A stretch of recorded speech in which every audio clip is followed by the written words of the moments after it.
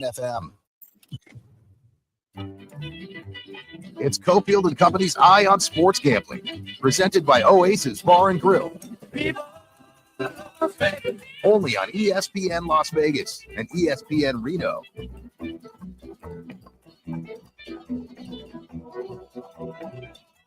Let's hit a little NFL.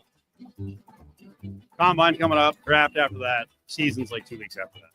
It never stops.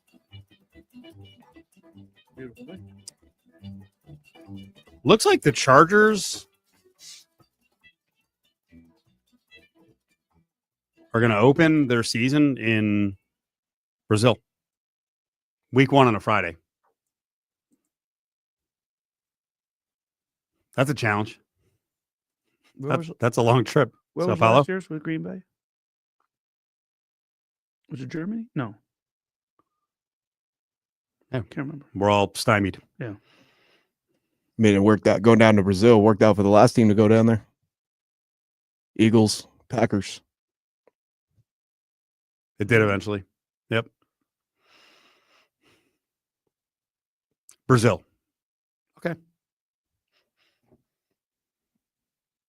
And because there's 17 games now, I guess we can just look at one of them and go, yeah, you know, it's to build the game, competitive integrity, whatever.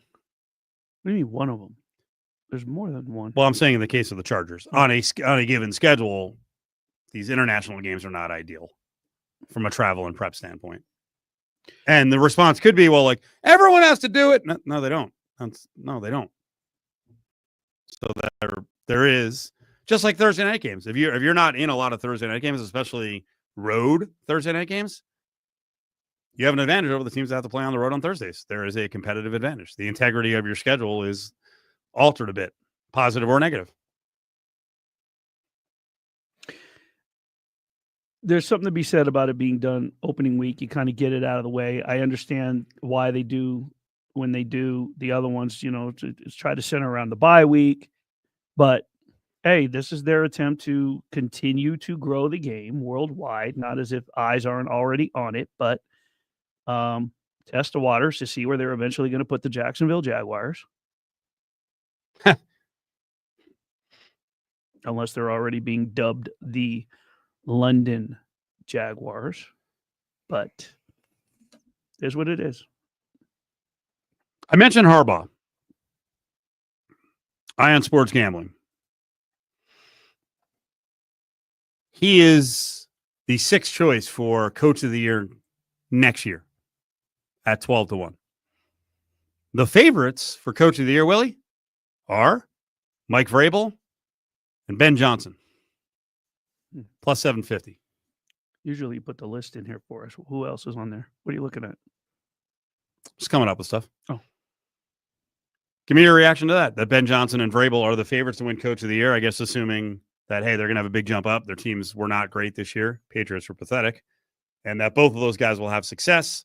I guess that would mean Ben Johnson gets to 9 or 10 wins and makes the playoffs, and maybe Vrabel approaches 500. Do you have confidence in both of those coaches? And, well, it's hard to say and the rosters because I don't know what the Patriots are going to look like. They have top 3 money in free agency. I have confidence. Wasn't your list last week? Wasn't Ben number 1 on your list? Well, that was my own list. That was in the third year. Year 3. You're right. Right. So I got it right out of the gates. Who has the best impact? I mostly based on what they did last year. That's why I thought Harbaugh in the middle of the top 6 was kind of interesting at 12-1. They just had a good year. So is that an expectation that the Chargers are going to win 14 games? Because I don't think that's going to happen. I think if those two names, based on what those teams did, are up there, then Pete's name's got to be in there somewhere between 3 and Harbaugh. Number 1. Number 2, if you're asking me who I'm putting my money on out of those two, it's going to be Vrabel. Pete Carroll's 12-1. Where's that? Fourth or 5th? So it's actually 4th. Harbaugh and Carroll are tied at 4th. Okay. I'm putting Vrabel there. I'm putting my money. If my choice is Vrabel or Johnson, I'm putting Vrabel. And for the 2nd week in a row, I will stun you and shock you because of one reason. Josh McDaniel. He's in position to do what he does best. So he's got some help there to turn the offense around. Okay. The other question that needs to be answered is, Patriots have lots of money. Does anyone want to play there? That's the question. But I think Who came out and said absolutely not? DK Metcalf was like, no, not going to New England. Don't want to live there. Okay. But I think that there are people that would respect what Vrabel could possibly do, what he could possibly bring. What do you do as an offensive player who's in their prime or about to get offered a big deal? Do you ask around about Josh? And what do you do when the reports back are, it's kind of a creep? Right, but those reports have to be fair in that he absolutely 100% tanked and sucked as a head coach. But as an offensive coordinator, he was pretty damn good. Okay. So I think that's what you would tell people. You would tell a guy in his prime or on the way up, big deals on the way. Like, hey, don't worry about what he did as a head coach. He's a very good OC. If anybody asked me as a media member and a very close friend to somebody that played for him, I would say, I wish I could have covered him as an OC, not as a head coach. That's what I would have said. Don't trust him as far as you can throw him. He's a liar. He's a lying head coach. Okay. Well, he is. I mean, he was, yeah. But as an OC, I want to cover him as an OC where he's in more of a comfort zone. He doesn't have the pressure. He's not on the hot seat, and he feels comfortable with what he's doing, and can stand, on by his convictions as an OC. I think he's out of his league as a head coach. I don't think he can manage a full franchise. Griffin's not on our live video right now. You can watch us up on YouTube and Twitter and Facebook, but you are making a face. Yeah, I don't know. It's the X's and O's a lot of the time, especially with these guys in the league. They want to see a history of winning. And you're right, Josh McDaniels has a great history of winning as an OC. But I think when you have the personality that he had, or at least the stigma that he got being the head coach here in Las Vegas, forget Denver. Let's just focus here in Las Vegas. That seems like a very toxic personality, a very toxic person. And even though it's just the offensive coordinator position, the OC is still a coach. And if you have one coach that's got just awful energy, just awful personality going in, that could disrupt an entire franchise. But the times that he had that negative vibe, negative energy was as a head coach. I never really heard anything bad. I could be wrong. I wasn't in New England. I mean, I'd have to reach out to the media colleagues that I do know out of the Boston area. You're right. But that was as a head coach. I don't think that he's going to be a negative sourpuss as an OC. There's a different vibe in being, and he's now been humbled twice as a head coach. He's run out of Denver, he's run out of Vegas, and the reviews from the locker room were identical. But as an OC, it's different. Your vibe is different. Less pressure, less sort of just I don't know. I just think it's different. Choices after that for Coach of the Year in 2025 after Vrabel, BJ and the Bears, Harbaugh, Carroll. There's the Jags coach. Do you want to do it? Duval. Let him going. He got so excited he knocked stuff over. Carolina coach Canales. I guess if Bryce Young turns into an awesome quarterback, that'll help their fortunes. That'll help his fortunes. Sean Payton. How much more can Sean Payton do? They're all 14-1, and then at 20-1 are the Seattle coach McDonald and Dan Campbell. How is Dan Campbell? What can he do? I mean, winning in the postseason is key, but I think the vote is in before that. Harbaugh and Payton, the only way they're going to win Coach of the Year is if they dethrone the Chiefs as AFC West champ. So, long shot. I have an eye on sports gambling question for Griffin, if I may. I'm good with it. Shoot. UFC Fight Night, Cejudo or Song?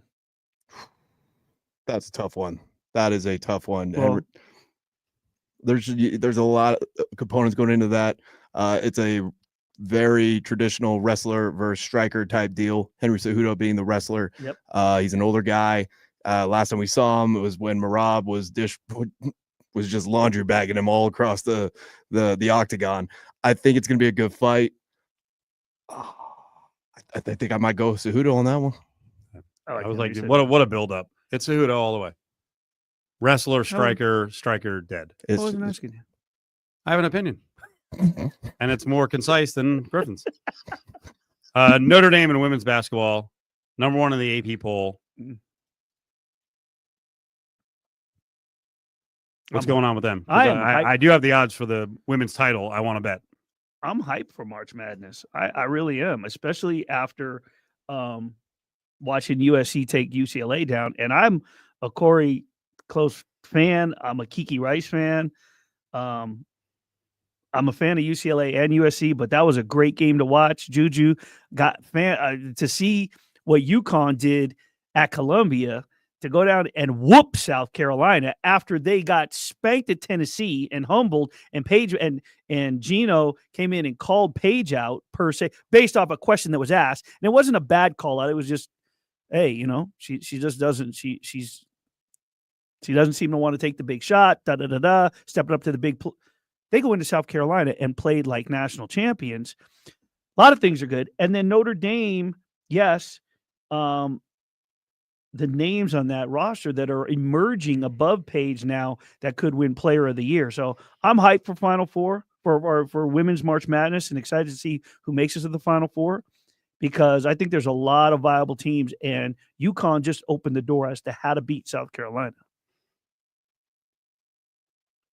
The Irish are the 4th choice on the odds board. They're 5-1. South Carolina and UConn both 3-1. Who's the third? Or the USC or UCLA? UCLA 450, USC 7-1, Texas 650, LSU. Then it drops off a freaking cliff after that. Is the gap that big? Really? LSU's 30-1.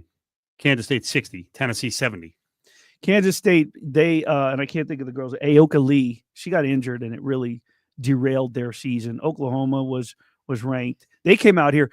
Duke has, I don't know where Duke's killer instinct went as the season progressed, but they looked phenomenal when they came out here and played in that tournament with Oklahoma and Kansas State, and they won it. Incredible championship game. I thought Carol Lawson would have that team prepped and ready, but they got their chops handed to them, 64-49 by Notre Dame the other day, behind Hidalgo's big game. So it's going to be one of those tournaments, Steve, where yes, the top dogs, you're going to have to, but on any given night, they can be upset. I think the team to watch realistically, the teams to watch, I should say, it's way too easy to name all those top teams, but just watch out for USC. We get a little better odds on them. 7-1. Iriafen, and I can never pronounce her. I always get tongue tied. And Juju Watkins. Lindsey Gottlieb does a great job. I just, when Juju wants to take over a game, she can. Paige proved that she can take over a game. Plus, she's got AZ Fudd.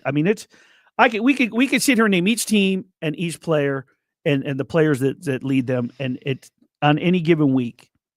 I'm excited. Big time tennis coming to town. Mick Ultra Arena, the MGM Reward Slam. It's just a few weeks away, March 1st and 2nd. 2 days of tennis. The women, you get Sabalenka and Osaka going at it. The men, guys like Taylor Fritz, Tommy Paul, the controversial Sinner. AXS.com, AXS.com. 364-1100 is the number to get 2 tickets for right now. Caller 7.